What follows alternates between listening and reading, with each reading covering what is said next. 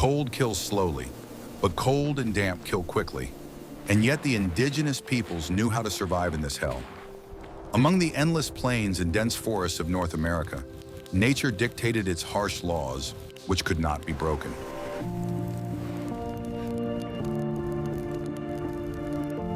Winter here was not just a season, but a severe test of endurance for each person in the entire tribe.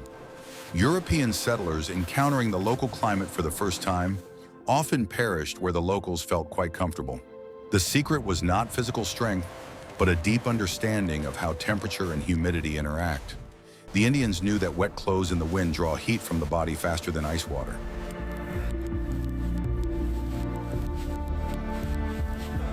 They developed a whole system of protection that allowed them to sleep in the snow and walk dozens of kilometers in a blizzard. Their material processing technologies surpassed many modern synthetic counterparts in their properties. It was a science of survival, honed by centuries of trial and error, where the price of ignorance was death. Watch the video to the end to find out how ordinary dry grass saved fingers from amputation and why Native Americans never dried their clothes on themselves by the fire. What if I told you that everything you believed about frostbite is wrong? We are used to fearing extremely low temperatures, but the real enemy is not hidden in degrees, but in water. Native Americans understood perfectly well that dry frost at minus 30 degrees is easier to tolerate than 0 degrees with wet snow or rain. Water conducts heat 25 times faster than air, and this physical property was fatal for the unwary traveler. As soon as clothing got wet, it stopped retaining heat and began to act like a refrigerator, sucking energy out of the body.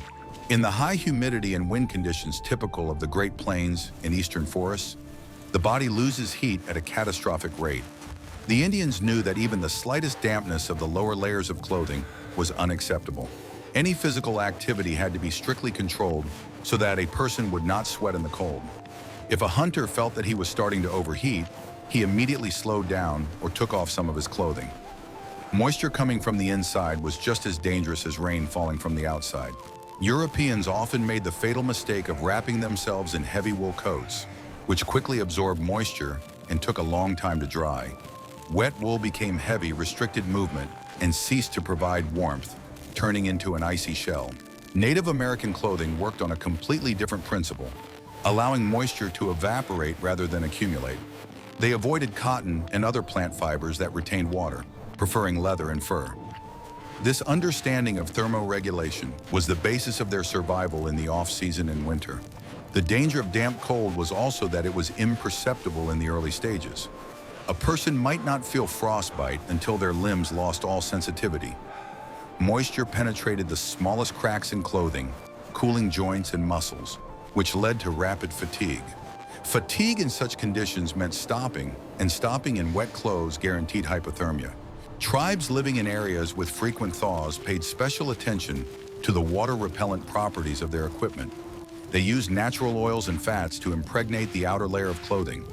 This created a barrier that allowed water to roll off without penetrating the structure of the material. Even in the heaviest downpour, the skin under the clothing had to remain dry.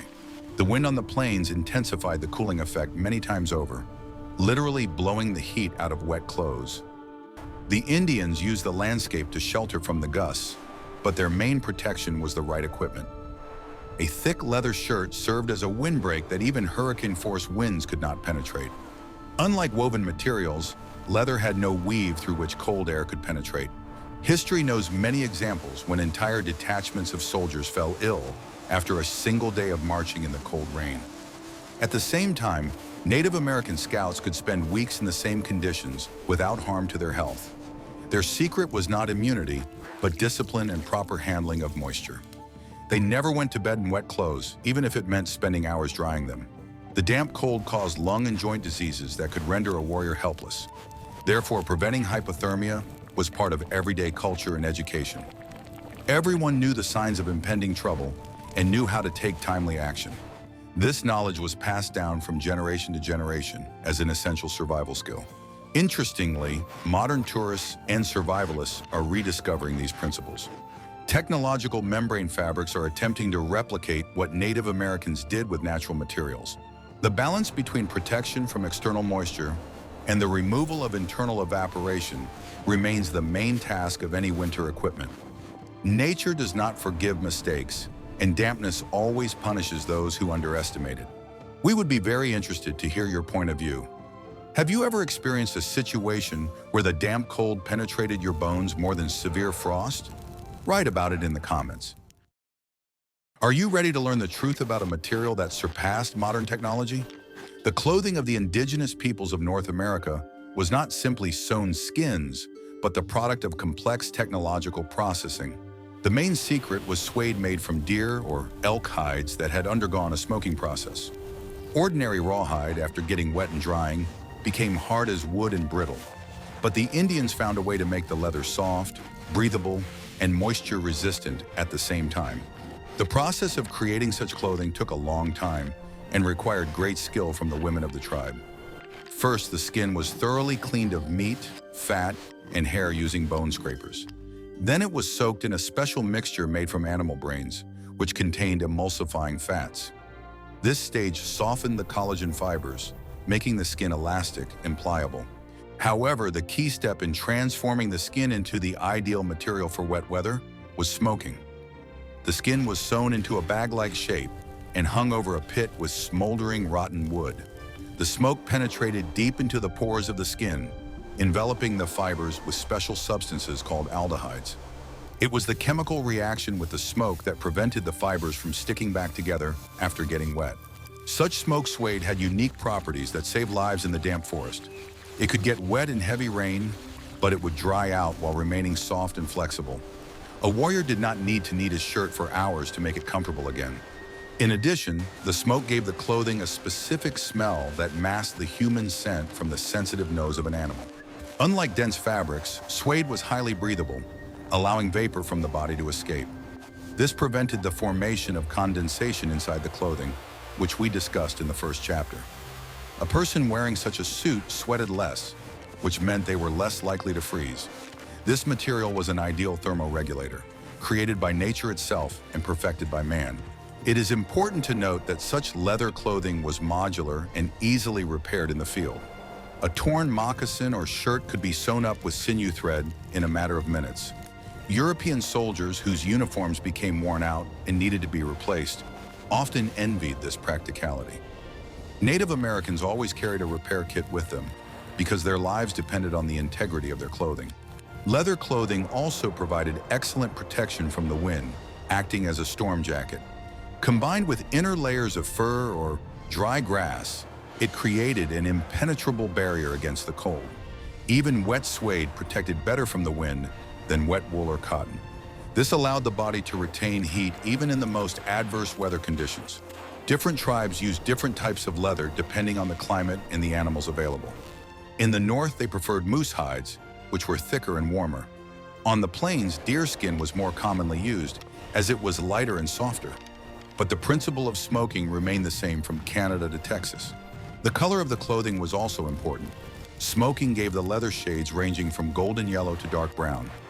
Dark clothing absorbed the sun's heat better on clear winter days. Every detail, from tanning to cutting, was thought out to the smallest detail. This ancient method of leather processing is still considered one of the most advanced. Modern reenactors and bushcraft enthusiasts highly value genuine smoked suede for its unmatched qualities. It was the high-tech of its time, accessible to every member of the tribe.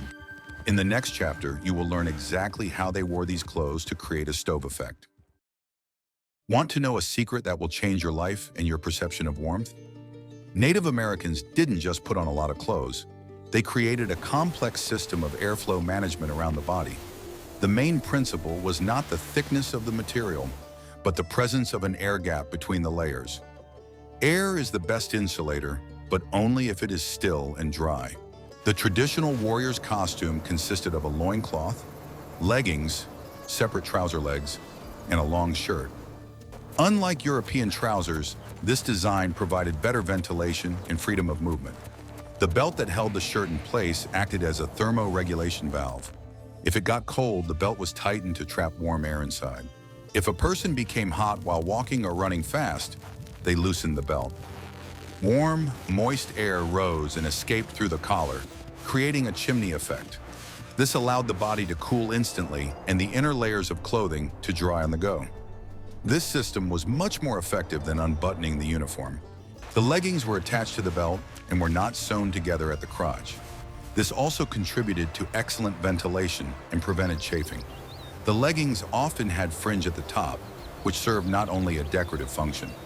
The fringe helped water roll off the clothing without being absorbed and accelerated drying in the wind by breaking the surface tension of the droplets. In severe cold weather, vests made of fur with the fur inside were worn under the outer shirt. The fur created an additional air cushion and retained heat directly against the skin. At the same time, the fur fibers wickeded moisture away from the body to the outer layers of suede. This was the prototype of modern thermal underwear, working on the same physical principles. On top of all this, a bison cape or blanket was thrown over. This was the warmest and heaviest layer, worn only when stationary or in very severe cold. The cape could be lifted to cover the head from the wind or thrown off in a second if a battle began. It served as a mobile home, inside which a microclimate was always maintained. Interestingly, women often wore dresses that also allowed them to regulate heat exchange. The wide sleeves could be tied or left loose. The hem of the dress created a dome of warm air around the legs.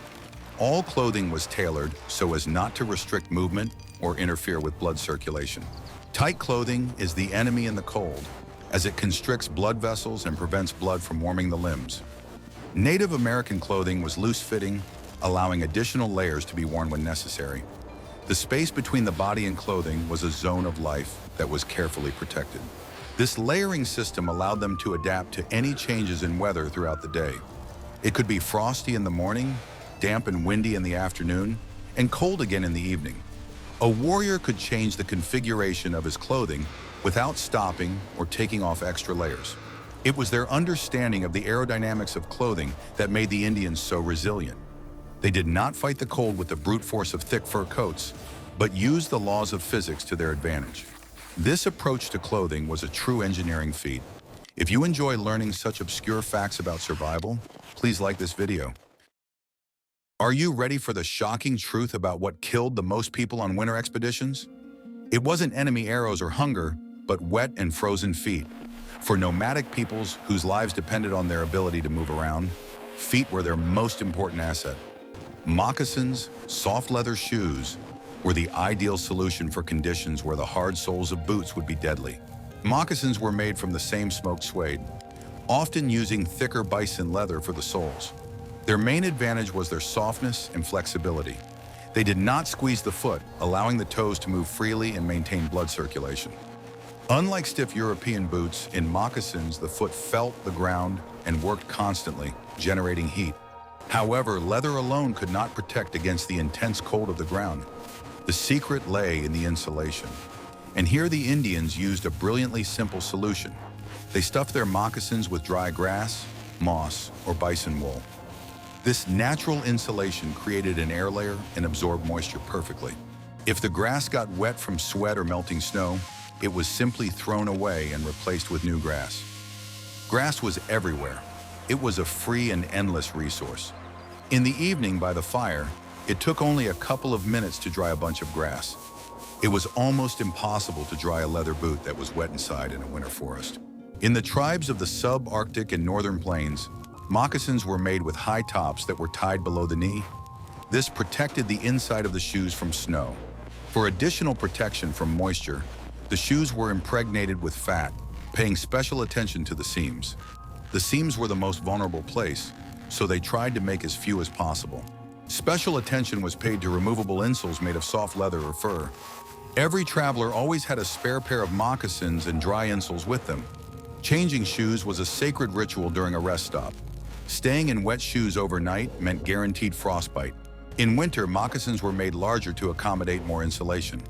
This is a principle that polar explorers use today. The more layers in air, the warmer it is. Sometimes they use skins with fur on the inside, which was similar to modern boots.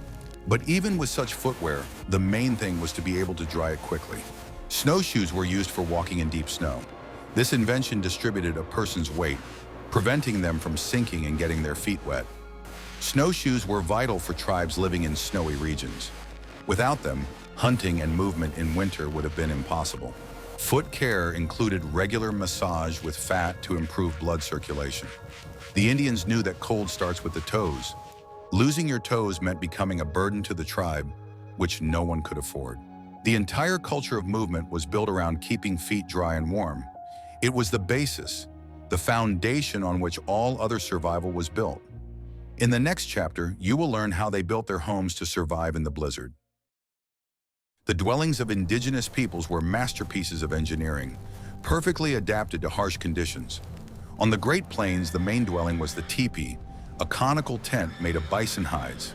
Its shape was not chosen at random. The cone was ideal for withstanding winds that could blow down any other structure. But the main secret of warmth in the teepee was hidden inside. Inside the teepee, an additional inner layer was always stretched, a dew cloth or canopy. It went from the ground to human height and was attached to poles. An air gap was created between the outer covering of the teepee and this canopy, which acted as insulation.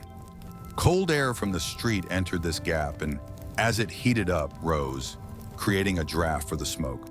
Thanks to this system, there were no drafts inside the teepee, and the smoke from the hearth went strictly into the smoke hole. Warm air was retained in the living area, creating a comfortable temperature even in severe frosts. In the center of the teepee, a hearth burned, heating the ground and stones around it. The family slept on skins laid on a layer of branches and grass, which insulated them from the cold ground. In the northeast, the Iroquois built long houses designed for several families. These structures, made of bark and wood, had arched roofs that did not retain snow. Inside the longhouse, there were a number of hearths, the heat from which combined. Many people in one room also created additional heat with their breath and bodies. The longhouses had special shelves above the floor. Warm air rises, so sleeping on a raised platform was much warmer. The space under the shelves was used to store firewood, which dried there before use. Dry firewood ensured a hot fire without excessive smoke. The most important element of any winter dwelling was the ability to dry things. Poles for drying clothes and shoes always hung under the dome of a teepee or the roof of a longhouse. The warm smoke rising upward not only dried things, but also smoked them, renewing their water-repellent properties. The entrance to the dwelling was always made small and closed with a thick skin. Often the entrance faced east, away from the prevailing westerly winds. This prevented heat from being blown out every time someone entered or left. In winter, the bottom of the teepee was covered with snow or earth for additional sealing. Temporary shelters in the forest were built on the principle of heat reflection. The canopy was placed so that the heat from the fire was reflected from the wall of the canopy onto the sleeping person. Behind the back, a screen of branches was built to protect from the wind. This design allowed people to sleep without a tent even in freezing temperatures. Cleanliness in the dwelling was also a factor in survival. Dirt and debris could be a source of dampness and disease. The floor was regularly swept, and old bedding was replaced with fresh. Order in the house meant order in the mind and readiness for any surprises.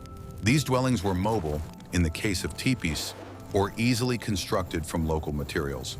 They proved that thick stone walls were not necessary for a comfortable life. It was enough to understand how air moves and how to preserve the heat of a fire. Guess what usually happened next when inexperienced Europeans tried to build huge bonfires in the forest? Most often, they still froze, suffering from a strange and painful phenomenon. The fact is that a giant fire does not heat evenly. It mercilessly burns the face and hands, while a person's back literally freezes from the cold. Children were taught this art from an early age, passing knowledge from fathers to sons. The main rule was simple and wise. Don't try to warm the whole forest, just warm yourself. They used small, neat fires that you could get almost right up close to. Such fires gave off an even, gentle heat and, importantly, required very little wood. This saved the warrior's strength, as he did not need to fell huge trees. Dry branches from the lower branches of coniferous trees were usually used as fuel. These branches, saturated with resin, remained surprisingly dry even in heavy rain, being sheltered by the crown of the tree itself. Fallen trunks lying on the ground were often wet through and rotten, so wise travelers tried to avoid them. The ability to quickly find dry kindling in a forest where water dripped from every branch distinguished an experienced warrior from a novice. It was a test of professional aptitude on which the life of the entire group depended. One of the main secrets of spending the night was preheated stones. The Indians placed medium-sized stones directly into the fire and kept them there until they were red hot. Then they carefully removed them with sticks and used them as real hot water bottles. The hot stone could be wrapped in a piece of thick hide or leather and placed under the blanket at the feet. The stone acted as a powerful heat battery, releasing the accumulated heat slowly and evenly throughout the long winter night. This allowed them to sleep warmly, even when the fire itself had long since gone out. Heated stones were also cleverly used to boil water, as the Indians did not have metal utensils before the arrival of Europeans. Red-hot cobblestones were thrown directly into leather bags or wooden hollowed-out vessels filled with water. The water boiled almost instantly on contact with the heat. This made it possible to prepare hot food and drinks in camping conditions without using a fire under the cookware. Hot drinks were the best and fastest way to warm up from the inside, dispersing the frozen blood in the veins. Herbal teas and strong pine needle decoctions helped maintain immunity in harsh conditions. For overnight stays, a fire was often lit in a specially dug pit or trench. This was done to protect the precious coals from gusts of wind and keep them hot longer. When the wood burned out, the coals were covered with a thin layer of earth. A person could lie down on top of this pit, using the earth as natural heating. The soil was heated by the coals and served as a warm bed until morning. This method required a lot of experience and caution, so as not to accidentally suffocate in your sleep or burn yourself on the hot ground. To light a fire, they used special tinder, which every man always carried with him. It was kept in a waterproof leather pouch, often on the chest under clothing, to keep it dry. It could be dried moss, rotten wood, or the fluff of certain plants.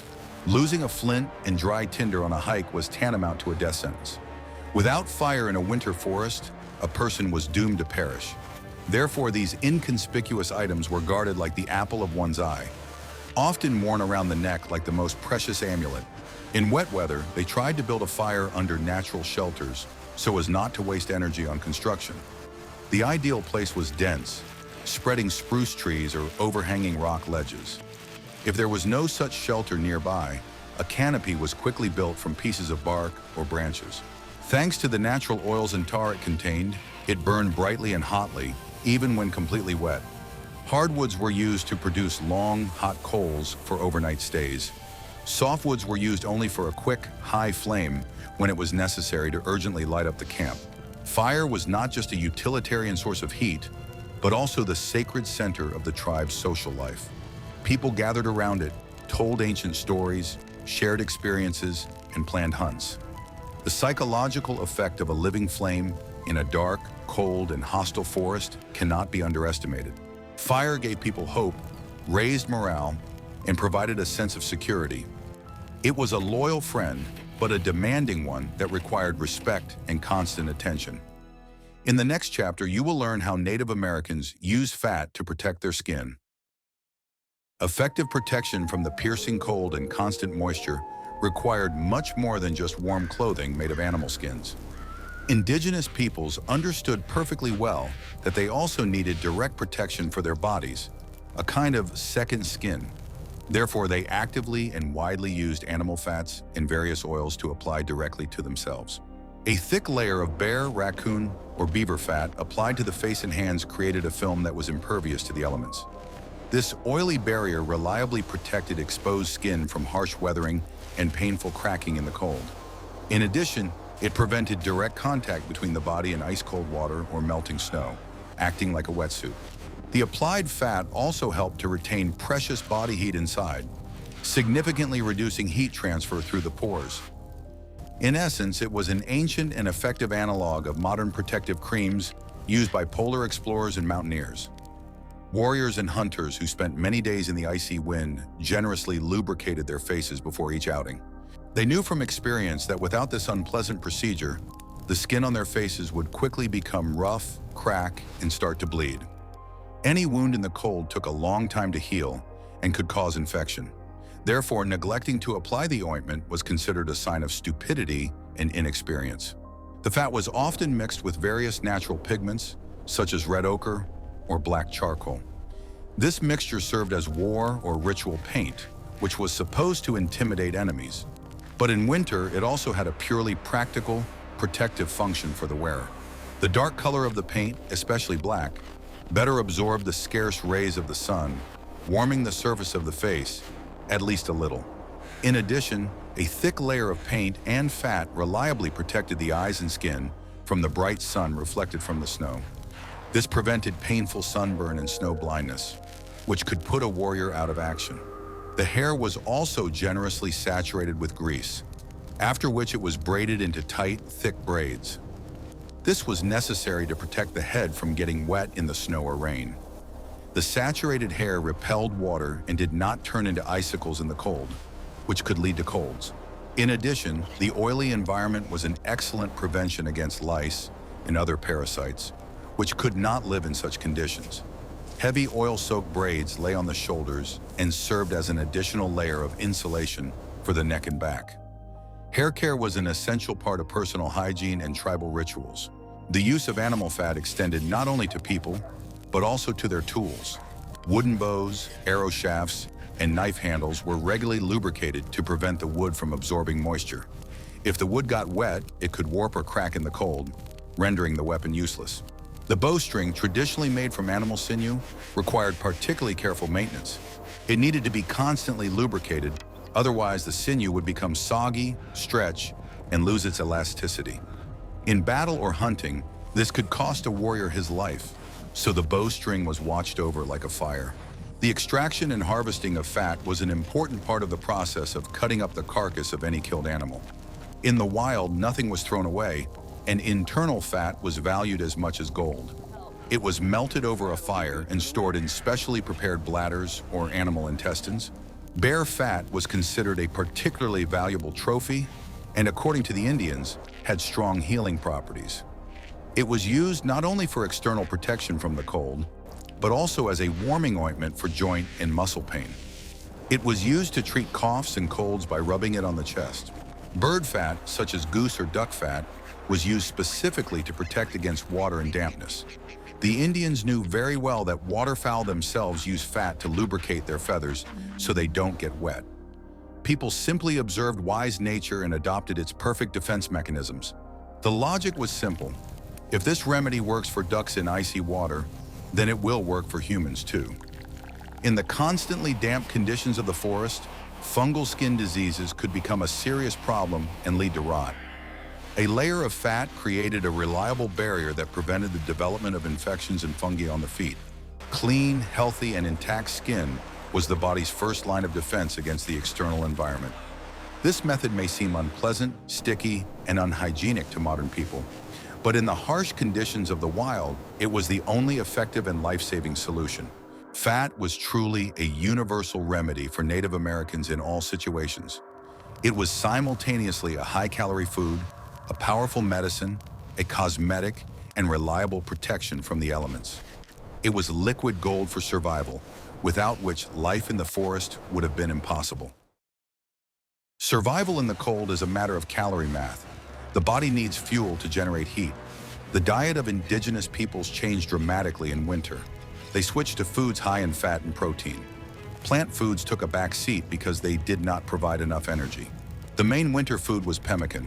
It is a mixture of dried and powdered bison meat with melted fat and sometimes berries. Pemmican could be stored for years without spoiling and was incredibly high in calories. A small piece gave a hunter strength for a whole day of travel. It was the perfect energy concentrate. They ate often and in small amounts to maintain a constant blood sugar level and heat production. A hungry person freezes much faster than a full one. Before going to bed, they made sure to eat fatty foods so that the body's stove would work all night, warming the sleeper. Movement was the second key to survival. Camp fever, a state of apathy and the desire to lie down, was dangerous. The camp was constantly bustling with activity, gathering firewood, tanning hides, repairing equipment. Even children and the elderly were busy. Winter games and competitions helped maintain physical fitness and morale. Ball games, snowshoe races, archery. All of this got the blood pumping. Activity kept the muscles from cooling down and stiffening, but it was important not to overdo it so as not to sweat.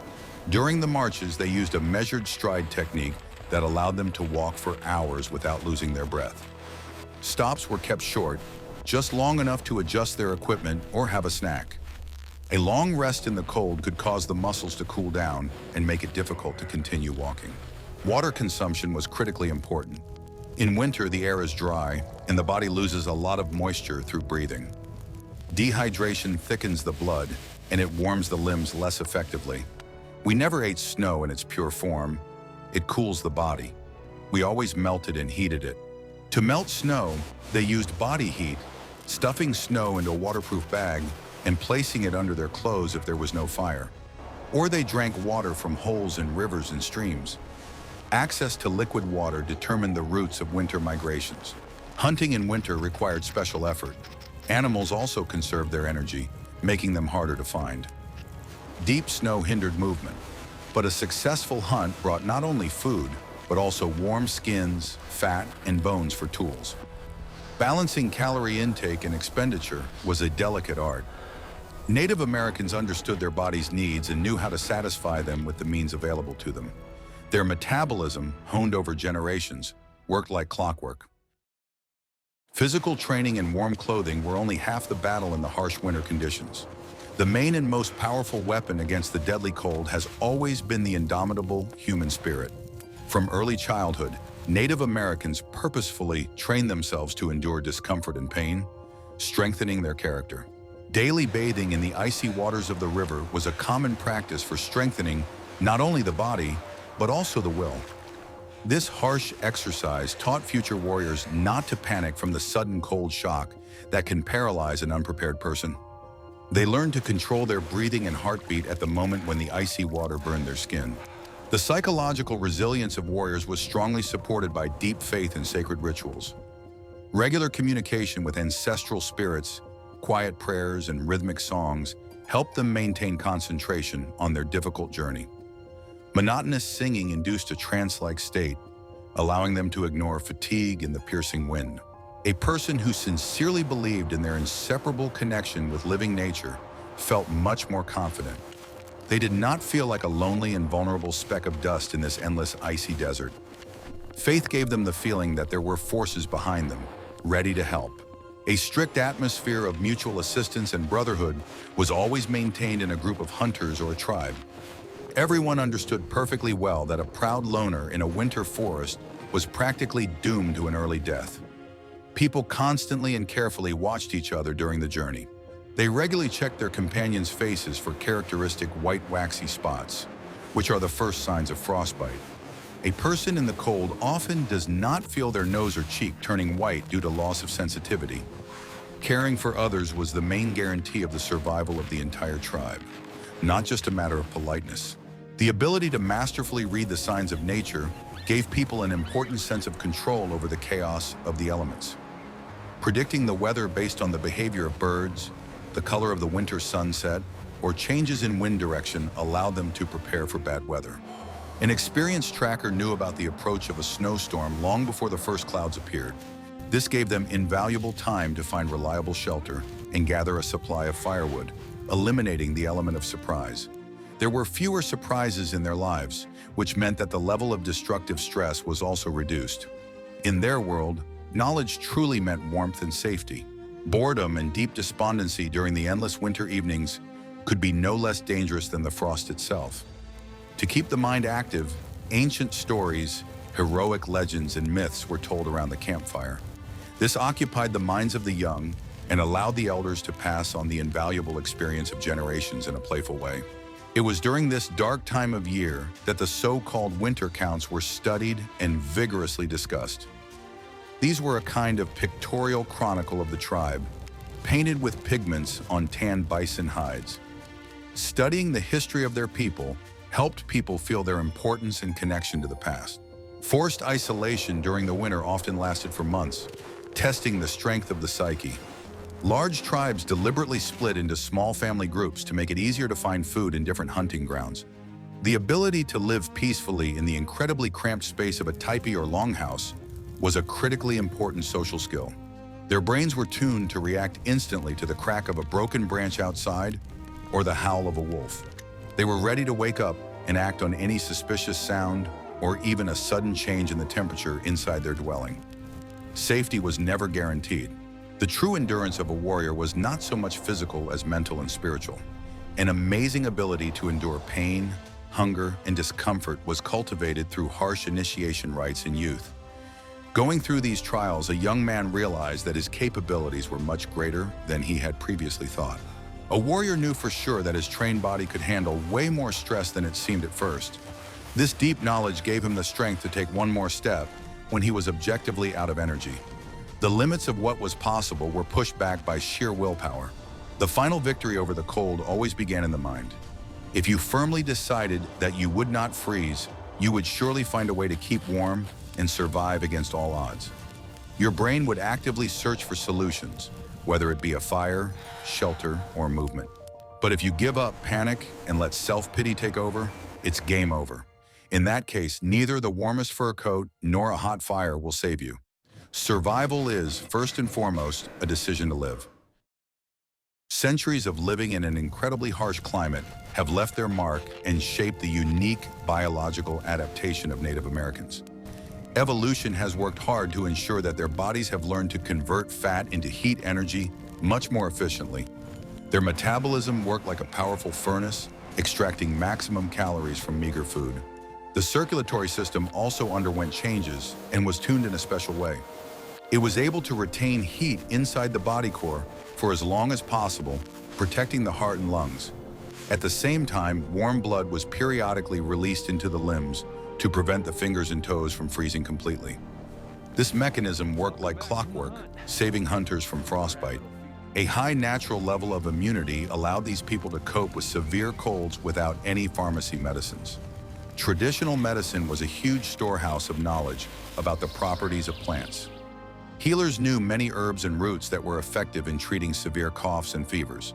Common willow bark, containing natural salicin, served as a universal pain reliever and fever reducer, similar to modern aspirin. Pine needle decoctions provided a powerful dose of vitamin C, saving people from scurvy. Echinacea was in every healer's arsenal as a means of strengthening the body's defenses. The hardening of character and body began literally from the first days of a child's life. Infants were never wrapped up excessively in 100 layers of clothing, as was customary in European cities. Parents gave their children's bodies the opportunity to learn to regulate their own body temperature. This approach from infancy activated the ancient mechanisms of thermoregulation that were laid down by nature. In modern civilized people, these mechanisms are often dormant due to excessive comfort. Native American children, on the other hand, became accustomed to coolness as the norm from childhood. Surprisingly, Native Americans rarely suffered from diseases associated with constant dampness, such as chronic rheumatism. As long as they led a traditional active lifestyle, their joints remained healthy into old age. The secret was active movement, which stimulated blood circulation. In addition, there was a culture of posture and sitting. They avoided sitting on cold stone or bare ground. Serious health problems began much later and came from outside. They appeared along with uncomfortable European clothing that got wet in a change in lifestyle to a more sedentary one. Personal hygiene and cleanliness also played a huge role in survival. Despite the bitter cold outside, steam baths, known as inipai, were used regularly and everywhere. It was not just a washing procedure, but an important cleansing ritual. The hot steam deeply cleansed the pores of the skin, removing accumulated toxins and waste products. It was also a powerful cardio workout for the blood vessels and heart. After the unbearable heat of the steam room, it was often followed by rubbing with snow or dipping into an icy river, which hardened the body. We must not forget about genetic memory, as well as the harsh, natural selection that lasted for millennia. The weakest children and adults simply did not survive the first harsh winter. This is a cruel but incredibly effective law of the wild. Ancient survival traditions have not been forgotten or lost today. Many modern training methods for elite special forces and polar explorers borrow elements of Native American wisdom. Survival instructors study their experience in building shelters and conserving heat. This is timeless knowledge that does not become obsolete with the advent of gadgets. The culture of the indigenous peoples of North America is a veritable encyclopedia of living in harmony with the harsh world. They never set out to conquer nature or bend it to their will. They sought to become an organic part of it, to dissolve into it. And nature rewarded them by allowing them to survive where others perished. Ultimately, the story of their survival is a great triumph of the human mind, unyielding will, and primitive but effective technologies over blind forces of nature. We have seen that survival in the damp cold was not a miracle for indigenous peoples, but the result of a clear system of knowledge and skills. From tanning hides to building dwellings, from diet to psychology, every aspect of life was subordinated to one goal: to stay warm. They turned a dangerous environment into their home, where they felt like masters, not victims. Their methods, based on physics and biology, remain relevant and instructive even in our age of high technology. What aspects of Native American life would you like to learn about in the next videos? Perhaps the secrets of their hunting or medicine? Write your suggestions in the comments and don't forget to subscribe to the channel so you don't miss new stories about survival.